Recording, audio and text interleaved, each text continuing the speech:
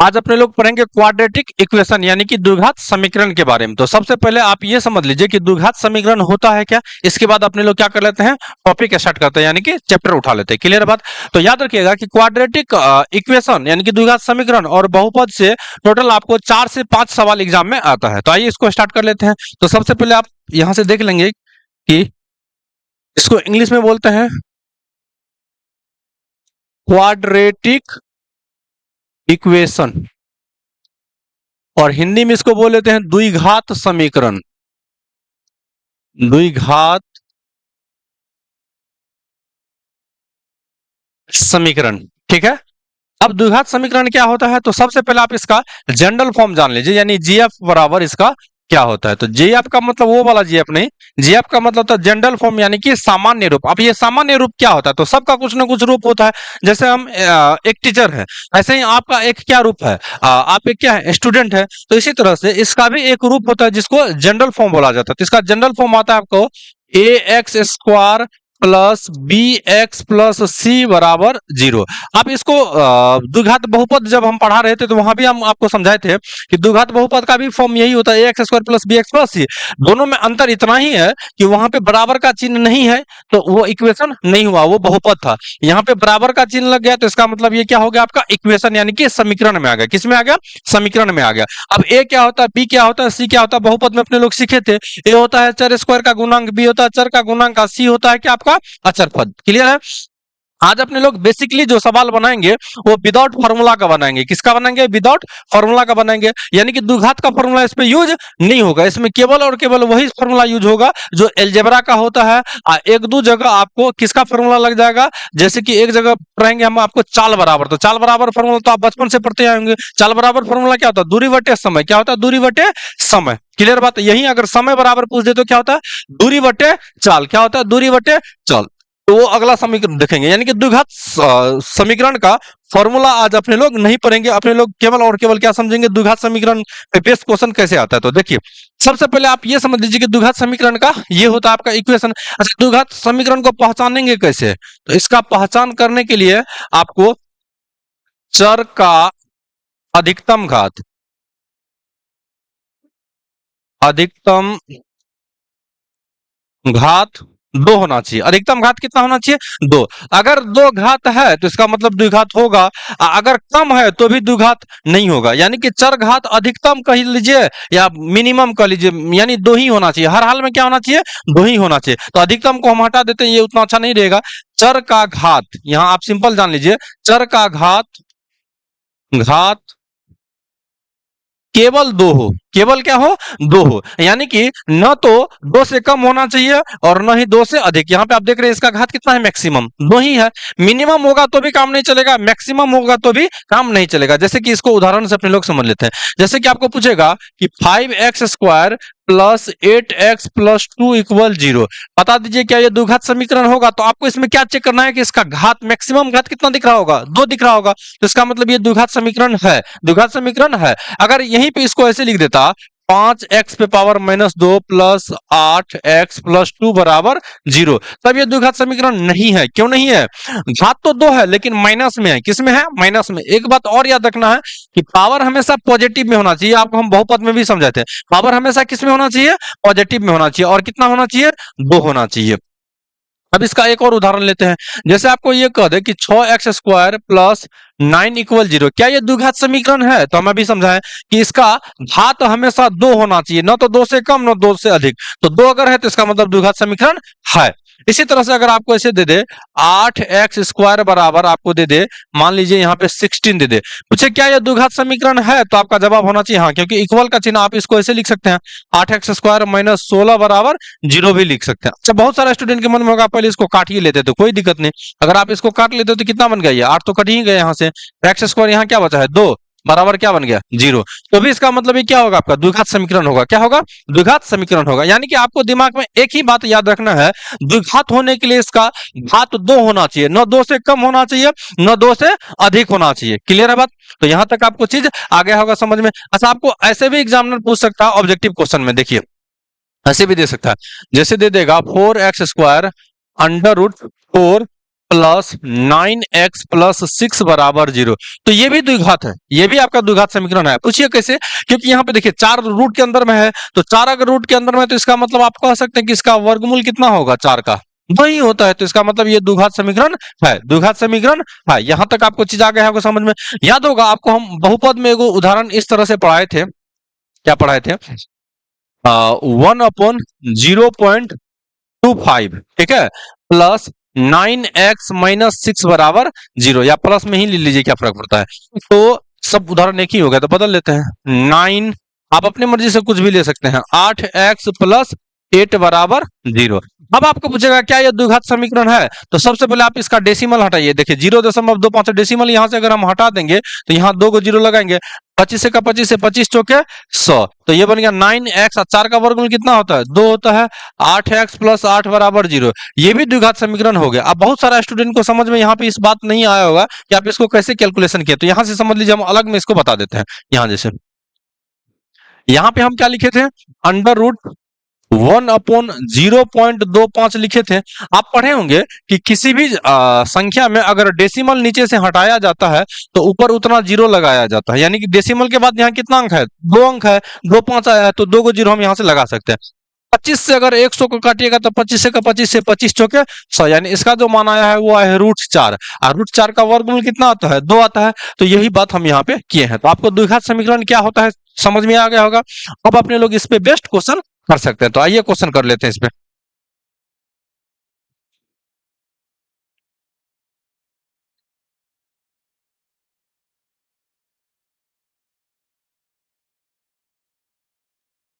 ये रहा आपका पहला क्वेश्चन, देखिए क्या कह रहा है।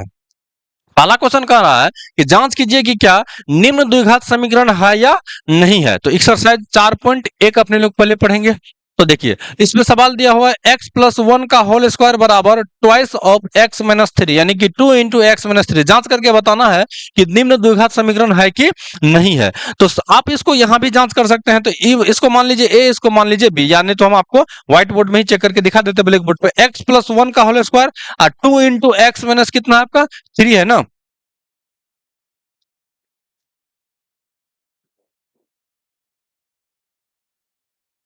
पहला सवाल था आपका x+1 का होल स्क्वायर बराबर 2 × x-3। इसको सोल्व करके बताना है आपको कि ये द्विघात समीकरण है कि नहीं है। तो सबसे पहले इसको ओपन कीजिए, a+b का होल स्क्वायर। अगर जिस बच्चा को a+b का होल स्क्वायर याद नहीं है तो हम यहाँ पे एक बार लिख देते हैं, a+b का होल स्क्वायर बराबर आता है a² प्लस 2ab+b², या इसको ऐसे भी याद रख सकते हैं, a² plus b² plus 2ab का मर्जी। आप इसको नोट कर सकते हैं या इसका आप स्क्रीनशॉट ले लीजिए। क्लियर है। अब आप आइए इसको ओपन कर लेते हैं। तो आप यहां से समझिए, इसको मान लें अगर हम a, इसको क्या मान लें b, तो आपको दिख रहा होगा ये a+b का होल स्क्वायर पे जा रहा है। तो क्या बनता है, a² तो x² प्लस 2ab, तो 2 गुना a के जगह क्या ले ले x, b के जगह पे कितना 1 प्लस b², तो 1 का कर दीजिए आप स्क्वायर। क्लियर है बात, आपको यहां तक चीज आ गया होगा समझ में। बराबर 2 से x को गुना कीजिए, 2x माइनस 6, 2x माइनस 6 बन गया ये। अब आप यहां से समझिए कि इसको अगर और सोल्व करेंगे तो क्या बनेगा, 2x, 2 से इसको गुना करेंगे तो क्या बन जाएगा 2x प्लस 1 का स्क्वायर करेंगे तो 1, ये प्लस में तो इधर किस में आएगा माइनस में, अब माइनस में तो इधर किस में आ जाएगा प्लस में, तो ये माइनस ये प्लस आपका क्या हो जाएगा, कैंसिल हो जाएगा। क्या हो जाएगा, कैंसिल हो जाएगा। तो फाइनली रिजल्ट क्या आ गया आपका, x² प्लस 6x 7 बराबर 0। तो अब आप यहां से देखिए x² प्लस 7 बराबर 0, यानी कि इसका घात 2 बन रहा है कि नहीं बन रहा है। अगर घात 2 है तो इसका मतलब द्विघात समीकरण होगा, नहीं होता तो नहीं लिखते। तो इसका उत्तर हो जाएगा हाँ। क्या हो जाएगा, हाँ हो जाएगा। यही, यहां तक आपको चीज आ गया होगा समझ में। चलिए नेक्स्ट क्वेश्चन पे, चलिए अब दूसरा क्वेश्चन देखते हैं हम। दूसरा क्वेश्चन देखिए क्या है यहाँ पे, x² minus 2x equal -2 into 3 minus x, ये दिया हुआ है। आपकी बार जस्ट सवाल आपको ऐसे ही सवाल दिया हुआ है, लेकिन यहाँ पे 2 के साथ माइनस लगा दिया है। 2 के साथ क्या लगा दिया आपका, माइनस लगा दिया है। यहाँ आपको a+b का होल स्क्वायर तोड़ना नहीं पड़ेगा, ठीक है। तो आप इस सवाल को यहाँ भी बना सकते हैं। तो बहुत छोटा सवाल है, हम यहीं भी बना देते हैं। देखिए ये इसको अगर सोल्व करेंगे तो क्या बन गया, x² माइनस, रुकिए,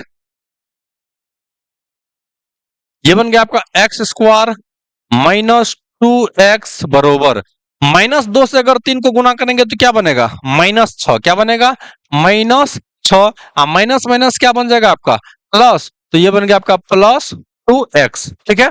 अब आप देखिए, आप यहाँ 2x को नहीं काट सकते क्योंकि एगो प्लस में एगो माइनस में। जब फाइनली 2x प्लस में तो इधर किस में आएगा? माइनस में। इधर किस में आएगा? माइनस में। ये ऑलरेडी माइनस में, तो दो दो कितना बन जाएगा आपका? 4। ये माइनस में तो इधर किस में आ जाएगा? प्लस में, बराबर 0। तो इसका मतलब इसका भी आंसर होगा हाँ। क्या हो जाएगा? हाँ। तो दो को तो हम आपको बता दिए। आप इसी तरह से तीसरा चौथा बना सकते हैं क्या? तो आइए देखिए, जो ज्यादा कॉम्प्लिकेटेड लग रहा होगा हम उसको सॉल्व कर लेते हैं। तो तीसरा सवाल देखिए क्या है आपका? x-2 into x plus 1। फिर इधर है आपका x-1 x+3 है। तो ये आपका आसान है, या अगर आपको नहीं बनेगा तो चलिए हम आपको सॉल्व कर ही देते हैं। x-2 x+1 x-1 into x+3। तो 3 नंबर का सवाल देखिए।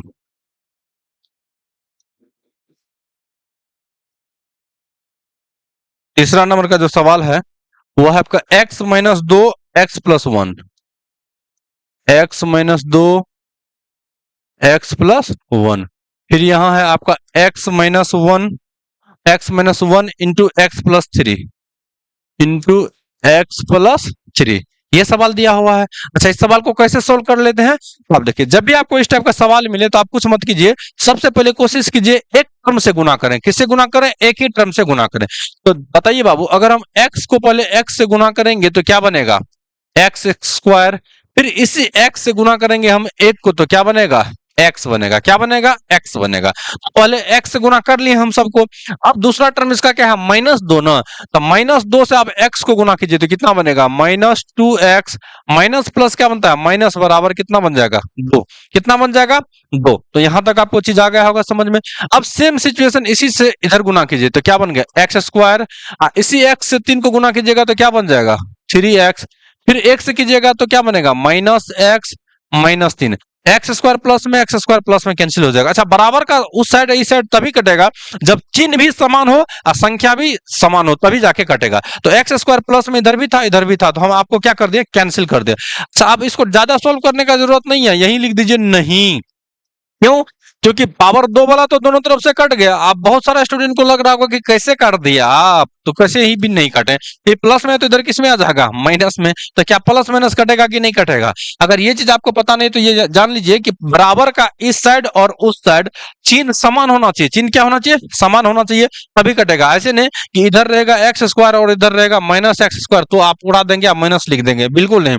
बराबर का इस साइड और उस साइड तभी संख्या करता है या कोई राशि तभी करता है जब एक साइड हो प्लस में और दूसरा साइड क्या हो? माइनस में। तो ये 3 नंबर का क्वेश्चन आपको आ गया होगा समझ में। इसका उत्तर क्या बनेगा आपका? नहीं, क्योंकि ये द्विघात समीकरण नहीं होगा।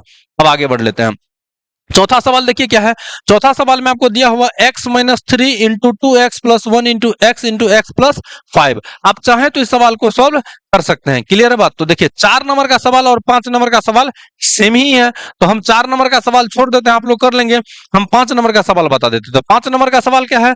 2x-1 इंटू x-3 और अगला है x+5 इंटू x-1। 4 नंबर का, सॉरी 5 का होगा ना। 2x-1 2x-1 इंटू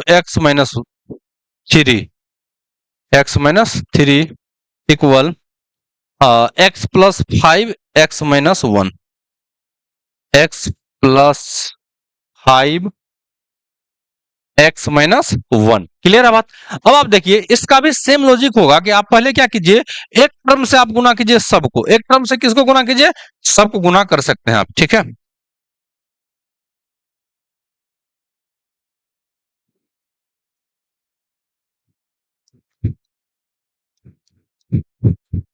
तो एक टर्म से गुना करेंगे तो देखिए कि हम यहां से गुना करेंगे पहले किससे? 2x से गुना करेंगे x को, तो क्या बन जाएगा? 2x²। क्या बन जाएगा? 2x²। फिर 2x से गुना कीजिए किसको? -3 को, तो 3 दूना 6x। तो 2x वाला कहानी तो सबको आ गया होगा समझ में। अब एक से गुना करते हैं किससे? x को। तो एक से गुना करेंगे x को तो x ही बनेगा, लेकिन चिन्ह है माइनस तो माइनस लगा दिए। एक से गुना करेंगे 3 को तो 3 ही बनेगा, लेकिन माइनस माइनस क्या बन जाएगा आपका? प्लस बन जाएगा। क्या बन जाएगा? प्लस बन जाएगा। अब आप गुना कीजिए x से x को, तो x से अगर हम x को गुना करेंगे तो क्या बन जाएगा? x²। फिर x से गुना करेंगे -1 को तो क्या बनेगा? एक्स बनेगा। 5 से गुना करेंगे तो क्या बन जाएगा आपका +5x, और 5 से गुना करेंगे तो क्या बन जाएगा आपका -5, क्या बन जाएगा -5 बन जाएगा। तो यहां से देखिए आप कि सबसे पहले ये समझिए कि यहाँ 2x² है और यहाँ क्या है आपका x² है, क्या है x²। तो क्या देखने से नहीं लग रहा है आपको ये द्विघात समीकरण बनेगा, क्योंकि दो को x² में से एक को x² घटाएंगे तो क्या बनेगा आपका एगो x²। देखिए यहाँ -x है और यहाँ पर भी -x है, इसको हम कैलकुलेशन छोटा होने के लिए क्या कर लिए, काट लिए। याद रहे कि बराबर का इस साइड और बराबर का उस साइड, अगर दोनों साइड सेम क्वांटिटी हो यानी सेम राशि हो और चिन्ह भी समान हो तभी कट सकता है। अगर एक साइड रहता यहाँ पे प्लस और इधर क्या रहता माइनस, तब आप इसको कैंसिल नहीं कर सकते थे। ठीक है, अब आप ये समझिए कि इधर देखिए, अगर आपको थोड़ा सा भी अलजेब्रा आता है या कैलकुलेशन आता है तो आप कोशिश कीजिए कि इस साइड जब भी कोई संख्या को, समान संख्या को लाएं तो आप क्या कीजिए माइनस प्लस यहीं पे कर लीजिए, क्योंकि एक साइड लाएंगे तो आपका समय भी ज्यादा लगेगा और ऊपर से कॉपी भी, कलम भी खर्च होगा। क्लियर है बात? तो यहां से समझ सकते हैं, थोड़ा सा बुद्धि लगाइए बाबू। यहाँ देखिए x² है और यहाँ 2x² है। अब ये समझिए x² अगर प्लस में है तो इधर किस में आएगा, माइनस में आएगा। किस में आएगा, माइनस में आएगा। अगर दो गो चीज में से कोई एगो चीज को घटाएंगे, दो गो चीज में से अगर कोई एगो चीज घटेगा तो कितना बचेगा, एगो चीज बचेगा। तब ये बताइए, यहाँ दो गो x² है, यहाँ एगो x² है, तो घटाएंगे तो कितना x² बचेगा, एगो x² बचेगा। क्लियर है बात? अब आगे समझ लेते हैं। 5x यहाँ देखिए प्लस में है तो इधर किस में आएगा, माइनस में। इधर किस में आएगा, माइनस में। आई ऑलरेडी माइनस में है तो 6 5 कितना बन जाएगा, 11x माइनस में। क्लियर है बात? अच्छा 5 माइनस में इधर, तो इधर किस में आएगा, प्लस में। किस में आएगा, प्लस में। तब 5 आइए 3 है तो कितना बन जाएगा, 8 बराबर क्या बन जाएगा, 0। तो इसका उत्तर होगा हाँ। क्या हो जाएगा इसका उत्तर, हाँ। तो ये बात आपको आ गया होगा समझ में। चले अब नेक्स्ट क्वेश्चन पे। तो अब आइए आगे वाला क्वेश्चन पे। तो देखिए आपका 6 वाला आसाने है, इसको a-b के होल स्क्वायर पे तोड़ लीजिएगा आराम से, ये निकल जाएगा। हम इसको तोड़ देते हैं, देखिए यहीं पे इस वाले पार्ट को हम यहीं पे तोड़ देते हैं। क्या बन जाएगा, a² -2ab, तो दो दूनी 4x प्लस b² 4, और ये क्या है आपका x²। तो देखिए x² यहां से कट गया, x² यहां से कट गया, तो इसका उत्तर बनेगा नहीं। क्या बनेगा, नहीं। ये हम किसको खोले हैं, तो 6 नंबर का, किसका, 6 नंबर का सवाल को सोल्व करके यहाँ पे हम आपको बताएं, इसका उत्तर होगा नहीं। तो आगे देखिए, ये तो बता दिए। अब आगे देखिए, 7 नंबर का सवाल और 8 नंबर का सवाल लगभग सेम है। लगभग क्या है, सेम है, क्योंकि यहां भी पावर 3 है, यहां भी पावर 3 है, यहां भी पावर आपका 3 है। तो आइए हम आपको इसका फॉर्मूला भी लिख देते हैं, a+b का होल क्यूब, और इसको सॉल्व भी कर लेते हैं। तो पहले सॉल्व कर लेते हैं 7 नंबर का सवाल। 7 नंबर का सवाल क्या है, x + 2 का होल क्यूब बराबर 2x into x² minus 1। 7 number का सवाल था ना। 7 नंबर का सवाल क्या था, x +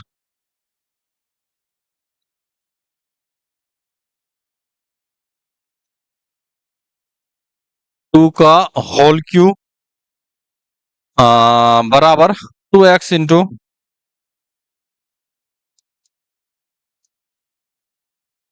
x माइनस 1, यही सवाल है। x + 2 का whole cube into 2x into x² minus 1, x² minus 1। ठीक है, 2x इंटू x² माइनस 1, इतना ही सवाल है। अब आइए, इतना अगर सवाल है तो इसको कैसे सोल्व करते हैं। तो देखिए, हम यहाँ पे एक बार पहले फॉर्मूला लिख देते हैं, जिस बच्चा को फॉर्मूला पता नहीं है यहां से समझिए कि a+b का होल क्यू का जो फॉर्मूला आता है ना, वो आता है आपका a³ plus 3a² plus 3ab² plus bq, plus क्या होता है आपका bq। ये तो होता है आपका a³ प्लस bq, a+b का होल क्यू। क्या होता है, a+b का होल क्यू। या बहुत सारा लड़का इसको ऐसे भी याद किया होगा, a³ plus 3ab into a plus b plus bq। ये भी फॉर्मूला है। जब आप 3ab को अगर गुना करेंगे a से और b से तो आपका ओपन होगा यही। तो इसका यूज नहीं है फिलहाल, जिसका यूज है हम यहीं पे लिख दिए हैं। अब a को फॉर्मूला आपको याद करना पड़ेगा, a माइनस b का होल क्यू। तो इसका भी फॉर्मूला आता है a³ minus 3a² b plus 3ab² minus bq। Minus क्या होता है, bq। a³ minus 3a² b plus 3ab² minus bq। Clear बात? यहां तक आपको चीज आ गया होगा समझ में, आप इसका स्क्रीनशॉट ले सकते हैं। आइए अब इस सवाल को हम सॉल्व कर लेते हैं। ठीक है,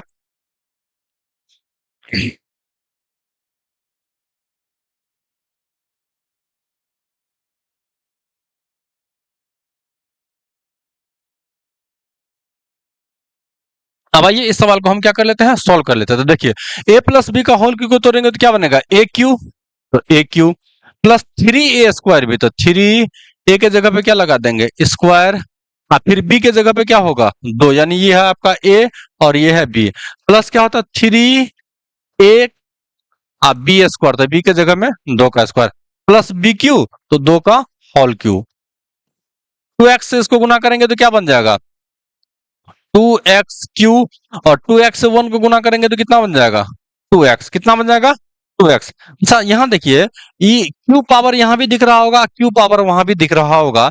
अब यहाँ से एक बात देख के बताइए, क्या इसका कभी भी घात 2 हो सकता है, क्या इसका कभी भी घात 2 हो सकता है, नहीं हो सकता है।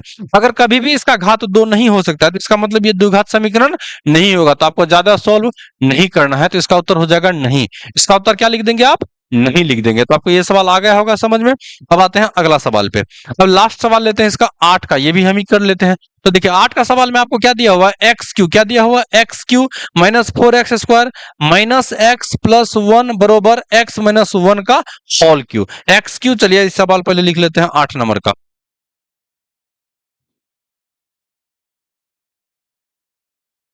8 नंबर का क्या है सवाल, x Q minus 4x² plus minus x plus 1, x Q minus 4x² plus x minus 1, sorry minus x होगा ना, हाँ minus x plus 1 minus x plus 1 बरोबर एक्स माइनस 2 का होल क्यू, एक्स माइनस 2 का होल क्यू, यही सवाल है। X Q minus 4x² minus x plus 1 बरोबर एक्स माइनस 2 का होल क्यू। तो चलिए अगर यही सवाल है तो आइए इसको सॉल्व कर लेते हैं।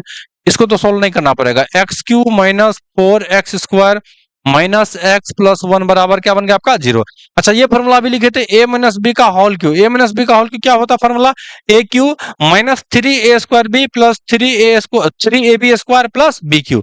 तो देखिए इसको मानिए आप ए, इसको मानिए बी, तो a cube minus 3a² b plus 3ab², इसके बाद होगा बी क्यू, क्या बनेगा plus, sorry minus b cube, minus क्या बनेगा बी क्यू। अच्छा एक्स क्यू यहां से कट जाएगा, क्यों कटेगा, क्योंकि यहाँ पे देखिए प्लस में एक्स क्यू यहाँ भी है, प्लस में एक्स क्यू यहाँ भी है। अभी समझाए थे कि दोनों साइड अगर समान चिन्ह से रहे तो ये कैंसिल हो सकता है, तो आप यहां से बता सकते हैं ये सेम था तो कैंसिल हो गया।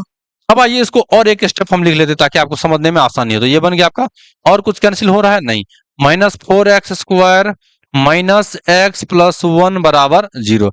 2 को 3 से गुना कीजिए तो क्या बनेगा, 3 दूनी 6x², यहां से देखिए 2 का स्क्वायर कीजिएगा तो 4, 4 तिया 12x माइनस 8 बन गया, क्या बन गया 8 बन गया। अब आप एक साइड कर लीजिए किसी को भी, बताइए 6x² माइनस में तो इधर किस में आएगा, प्लस में, किस में प्लस में, प्लस में आएगा तो प्लस 6 में से 4 को घटाइएगा तो कितना बन जाएगा 2x², 12x प्लस में तो माइनस में तो इधर क्या बन जाएगा 13x माइनस में तो इधर किस में आएगा प्लस में, बराबर 9 बराबर 0। तो द्विघात समीकरण बन गया, तो इसका उत्तर होगा हाँ, इसका उत्तर होगा क्या आपका हाँ होगा। तो चलिए आपको ये भी क्वेश्चन आ गया होगा समझ में। अब चलते हैं नेक्स्ट क्वेश्चन पे और लैंग्वेज वाले सवाल पे, ठीक है।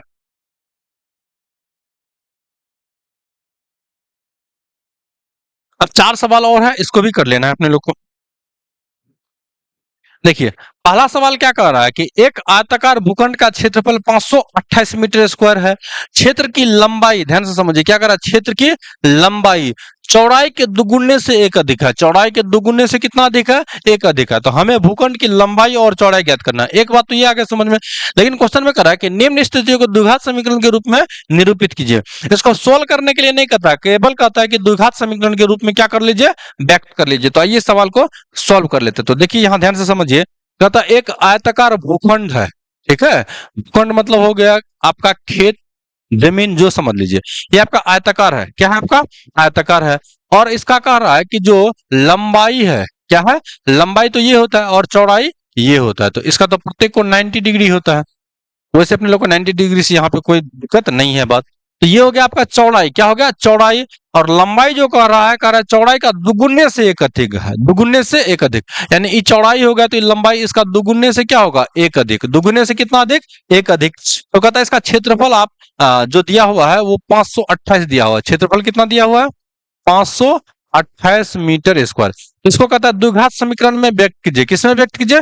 द्विघात समीकरण में। तो देखिए 2 का 1 नंबर सवाल था, तो इसको हम यहां से सॉल्व कैसे करेंगे? हम यहां से लिख लेंगे माना कि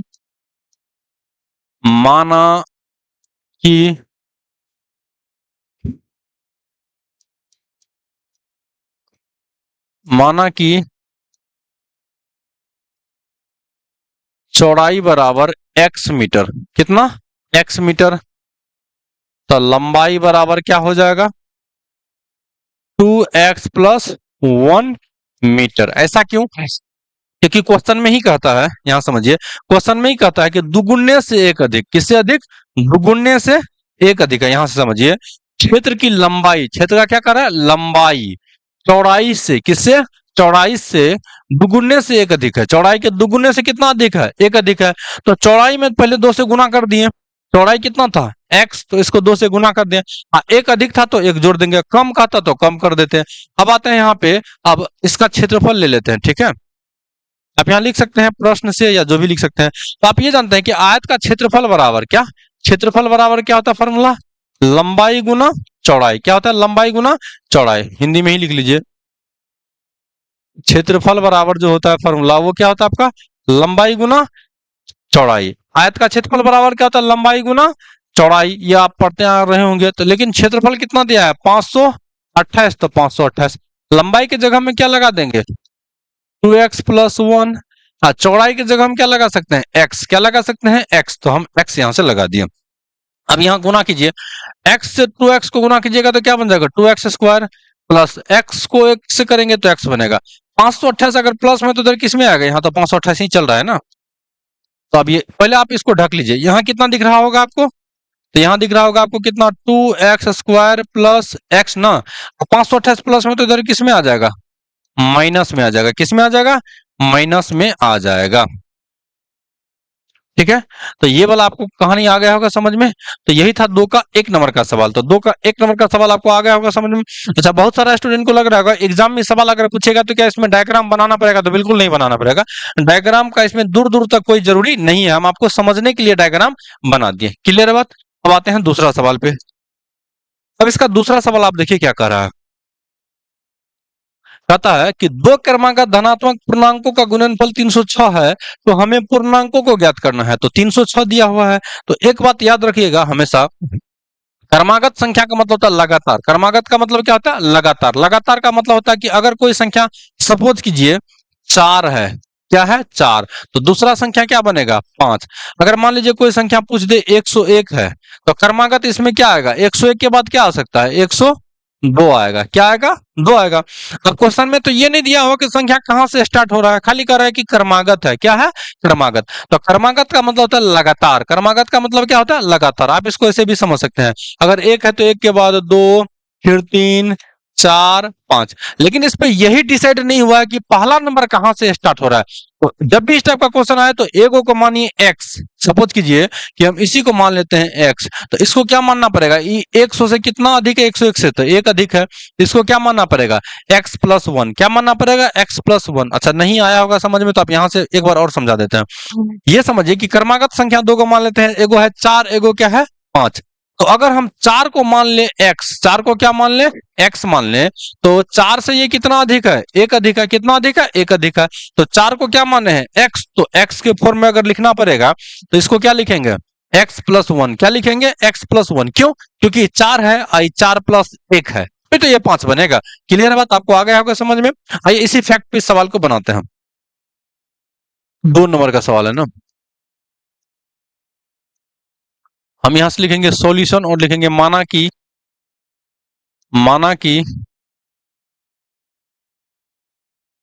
क्रमागत संख्याएं x एवं x प्लस 1 है। x एवं x प्लस 1 है। अब आपको कह रहा है कि इनका गुणनफल 306 है। इनका गुणनफल क्या है? 306। तो क्वेश्चन रिक्वायर्ड क्या कर रहा है? किसका गुणनफल? तो एगो संख्या x और दूसरा x प्लस 1 गुना होके कितना बन रहा है? 306 बन रहा है। कितना बन रहा है? 306। आप इसको गुना कीजिए, x को x से गुना कीजिएगा तो x स्क्वायर प्लस फिर एक्स एक को कीजिएगा एक्स ई प्लस में तो इधर किस में आ जाएगा, माइनस में, बराबर क्या बन गया आपका, जीरो। तो यही आपका आंसर हो गया, x square plus x minus 306। तो ये भी क्वेश्चन आपको आ गया होगा समझ में। तीसरा क्वेश्चन देखिए क्या कर रहा है। रोहन की माँ उससे 26 वर्ष बड़ी है, किससे, रोहन से। उनकी आयु का गुणनफल अब से 3 वर्ष पश्चात 360 हो जाएगी। तो हमें रोहन की वर्तमान आयु ज्ञात करना है। किसका आयु ज्ञात करना है, रोहन का वर्तमान आयु ज्ञात करना है। तो ध्यान से समझिएगा इस क्वेश्चन को। 3 नंबर का क्वेश्चन क्या कर रहा है कि रोहन की माँ का जो आयु है ना, वो रोहन से 26 वर्ष अधिक है। कितना वर्ष, 26। ऐसे समझिए, मान लीजिए आपका आयु अभी, मान लीजिए कोई लड़का 10th क्लास में पढ़ रहा है, तो मिनिमम 15 मान लेते हैं, 15 साल आपका हो गया। कितना हो गया, 15 साल आपका हो गया। आपके पिताजी या माताजी ही ले लीजिए, क्योंकि सवाल में माताजी ही है। आपकी माँ जो है मान लीजिए आपसे 20 वर्ष अधिक उम्र में है। कितना वर्ष, 20 वर्ष अधिक उम्र में है। तो बताइए तो आपकी माँ का एज कितना होगा, तो 35 साल होगा। कितना होगा, 35 साल। क्यों, क्योंकि आपका एज कितना है, 15 साल। आपके माता का एज कितना हो जाएगा, 35 साल। कितना हो जाएगा, 35 साल हो जाएगा। यहाँ क्वेश्चन में कह रहा है कि रोहन का आयु आपको निकालना है। रोहन का आयु पता नहीं है, तो रोहन की आयु को मान लेते हैं एक्स। क्या मान लेते हैं, एक्स। इसकी माँ जो है कितना अधिक है, 26 वर्ष अधिक है। तो क्या बन जाएगा, एक्स प्लस 26। क्या बन जाएगा, एक्स प्लस 26। पहला कंसेप्ट आपको आ गया होगा समझ में। तो पहले पहला कंसेप्ट को ही क्लियर कर लेते हैं। तो यहाँ लिखेंगे सॉल्यूशन और लिखेंगे माना कि रोहन की वर्तमान आयु एक्स वर्ष है। कितना वर्ष है, एक्स वर्ष है। यहां तक क्लियर है बात। अब मां की आयु, मां की आयु तो रोहन से कितना अधिक है, 26 वर्ष। कितना वर्ष,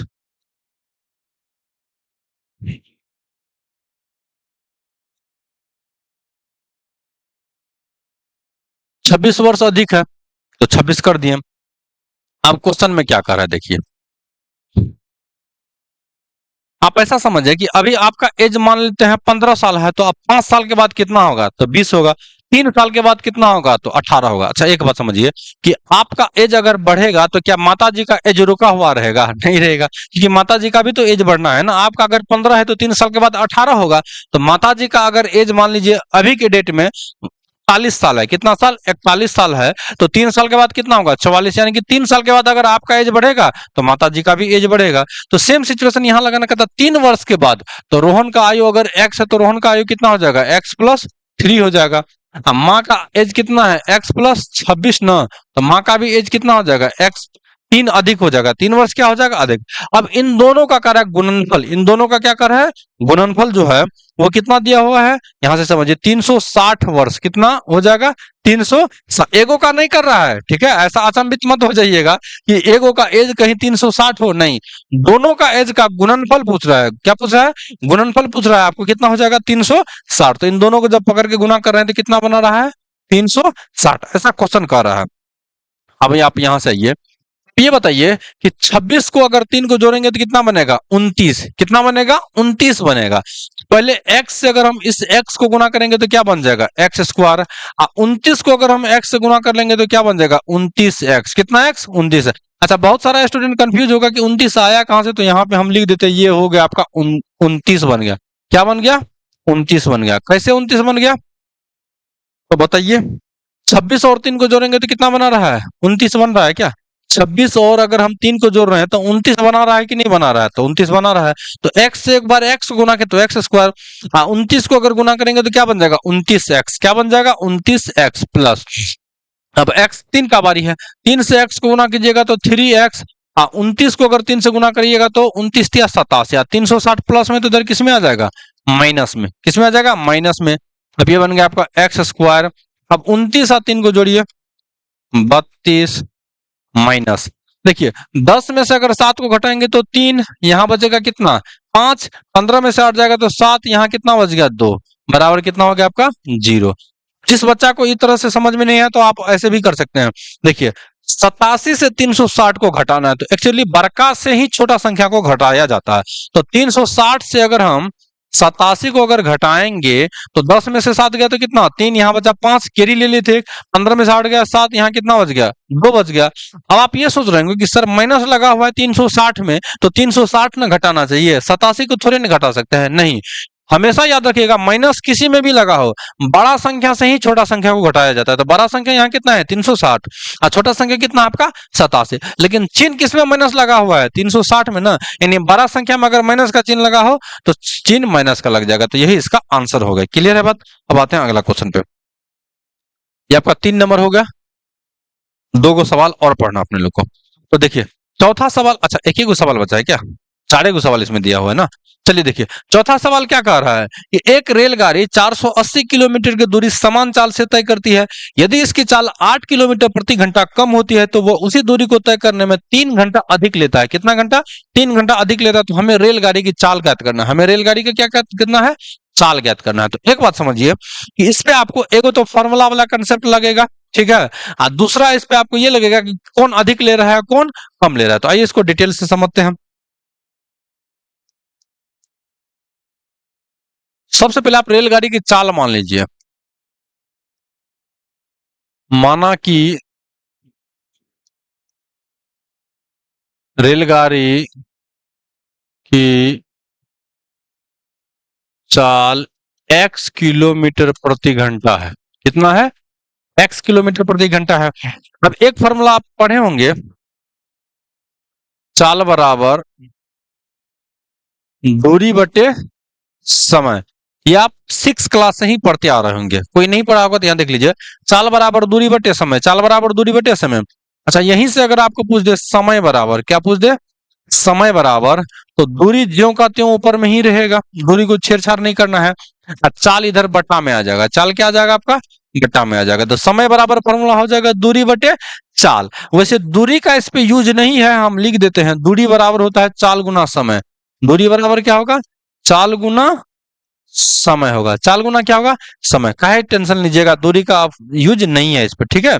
तो फिलहाल आपको एक ही दो ही फॉर्मूला याद रखना है, चाल बराबर दूरी बटे समय, समय बराबर दूरी बटे चाल, समय बराबर दूरी बटे चाल। तो आगे आपका समझ में।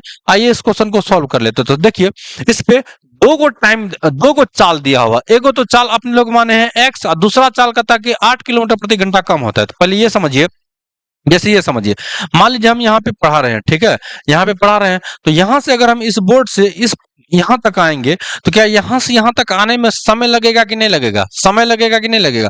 अगर हम मान लीजिए इस बोर्ड का डबल दूरी चलेंगे, क्या चलेंगे, डबल दूरी चलेंगे, तो ज्यादा समय लगेगा। मतलब एक बार यहाँ से यहाँ तक आने में जो समय लगेगा, एक बार फिर से रिपीट करेंगे सेम चाल से, तो क्या लगेगा, कुछ ना कुछ समय लगेगा। तो समय किस पे डिपेंड होता है, एगो चाल पे, एगो किस पे, चाल पे डिपेंड होगा, एगो दूरी पे, एगो किस पे, दूरी पे होगा। ऐसा समझ लीजिए आप कि मान लीजिए आपको 5 किलोमीटर बाइक से जाना है, 5 किलोमीटर साइकिल से जाना है, तो क्या दोनों का चाल समान हो सकता है, नहीं हो सकता। बाइक वाले को कम समय लगेगा और साइकिल वाले को अधिक समय लगेगा। लेकिन यही कह दे कि जो चाल चल रहा है साइकिल, यानी मान लेते हैं साइकिल का चाल है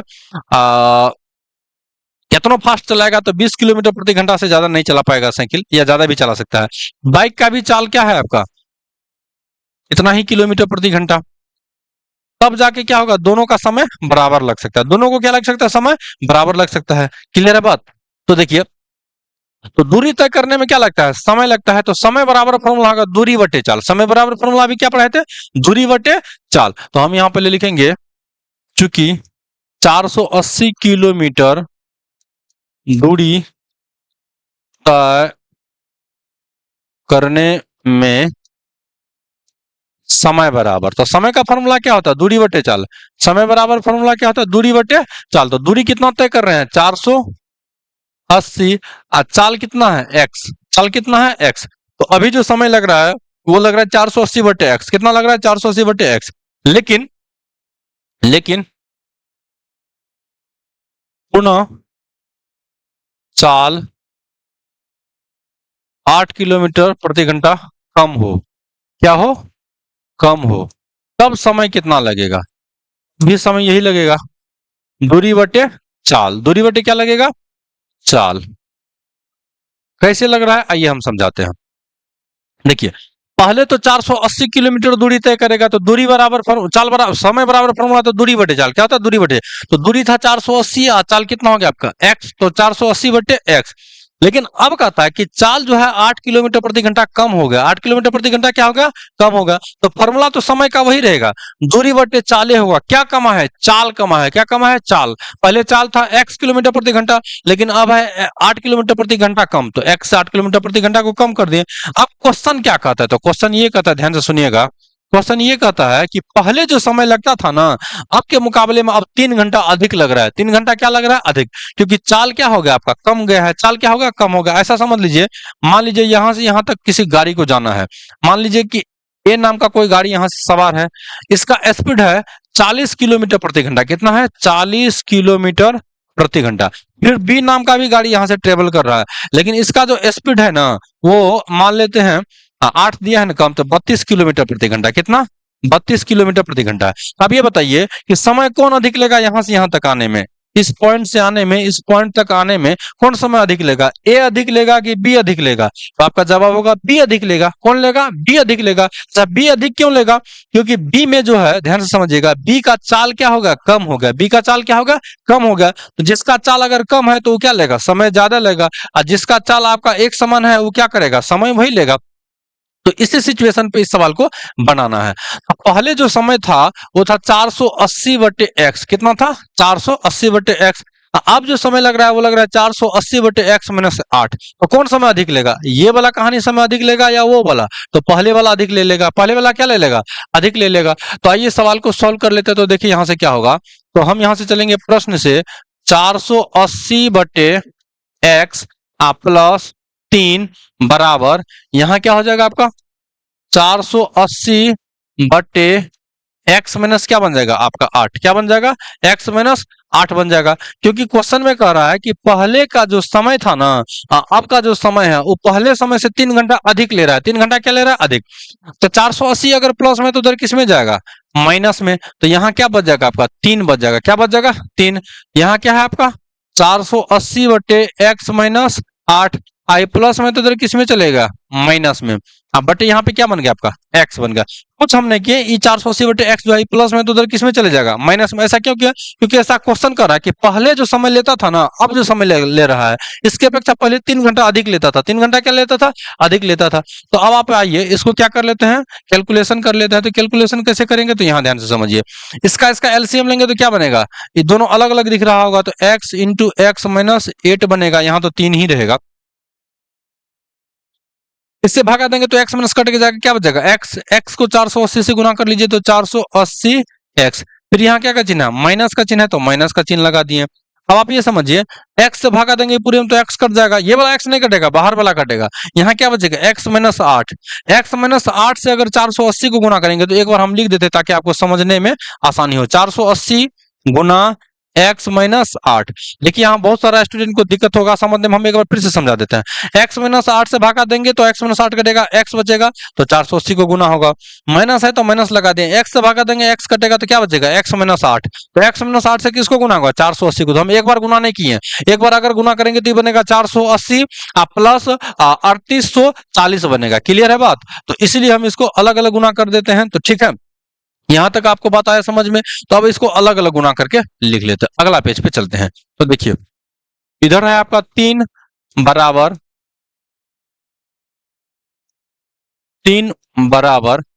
480 एक्स माइनस 480 से एक्स को गुना कीजिएगा तो 480 एक्स, माइनस माइनस क्या बन जाएगा आपका प्लस। तो ये बन जाएगा कितना, 3840 बन जाएगा। अब बट्टे नीचे गुना कीजिएगा तो एक्स स्क्वायर, रुक जाइए एक्स स्क्वायर क्या था, यहाँ देखिए x square minus 8x, x square minus क्या बन जाएगा आपका 8x बन जाएगा। अच्छा 3840 कैसे आया, तो यहां से समझिए, हम 480 को एक बार x से गुणा किए तो 480x क्या बना, 480x माइनस में। अब माइनस से फिर माइनस को गुना होगा तो माइनस माइनस प्लस, 8 से गुना होगा तो 8 0 0 8 2 64। क्लियर, 64 का 4 कैरी में 6, 8 के 32 और 6 38। तो कितना बन जाएगा आपका 3840 बन जाएगा। अब आप देखिए ये माइनस में ये प्लस में कैंसिल हो गया, तो इधर क्या बन गया आपका 3/1 और इधर क्या बन गया आपका 3840/1 एक्स स्क्वायर माइनस 8x, इसको आप काट सकते हैं, 3 का 3 है, आई बन जाएगा 1260, काट लीजिएगा तो क्यों 12 36, 36 बन गया, यहाँ पे 80 बनेगा ना, 1280 बनेगा, कितना बनेगा 1280, क्योंकि 3 से भागा लगेंगे तो 12 36, कैरी में कितना बचा 2, 2 पे आएगा 4, तो 8 24, यानी 1280 बन गया। अब 8x को एक्स स्क्वायर को अगर 1 से गुना करेंगे तो क्या बनेगा, एक्स स्क्वायर माइनस 8x, और 1 से गुना करेंगे 1280 को तो 1280 बनेगा। 1280 प्लस में तो इधर किस में आएगा, माइनस में, तो बन गया 8x माइनस 1280 बराबर 0। तो यही इसका आंसर हो गया। क्लियर बात? तो आपको ये क्वेश्चन आ गया होगा समझ में, आप इसको जितना बार देख सकते हैं। ठीक है, तो मिलेंगे नेक्स्ट वीडियो पे।